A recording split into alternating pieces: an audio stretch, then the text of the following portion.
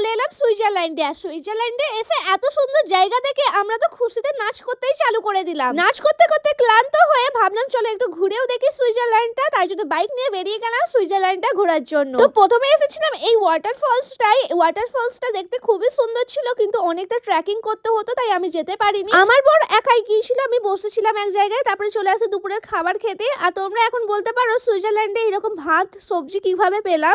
বলছি তার আগে তোমরা এই সব থেকে বড় ওয়াটারফলসটা দেখে নাও। এইখানেও আমি যেতে পারিনি কারণ আমার শরীর আরো খারাপ হয়ে গিয়েছিল, বর গিয়েছিল, আমি বসেছিলাম। আর এই জায়গাটা হলো ইন্ডিয়ার সুইজারল্যান্ড, মানে বাইরের দেশে যেমন জায়গা আছে ঠিক তেমনই লাগবে, মনে হবে অন্য দেশে তোমরা ঘুরতে এসেছো। আর আগের দিন এতটা শরীর খারাপ ধরে গিয়েছিল আমি তার ভিডিওই করতে পারিনি। শিলংয়ে আসতে অনেক রাত হয়ে গিয়েছিল, তাই সকালবেলা আমার চুলের মুখের অবস্থা একদম খারাপ হয়ে গেছে। আর আমার জ্বর সর্দি কাশি সব ধরে গেছে, কিন্তু ভেবেছিলাম আজকে যতই ঠান্ডা লাগুক না কেন শ্যাম্পু করবো, তাই শ্যাম্পু করে রেডি হয়ে বাইরে নাস্তা করতে চলে এসেছি। তারপরে অনেক মার্কেটিং করেছি।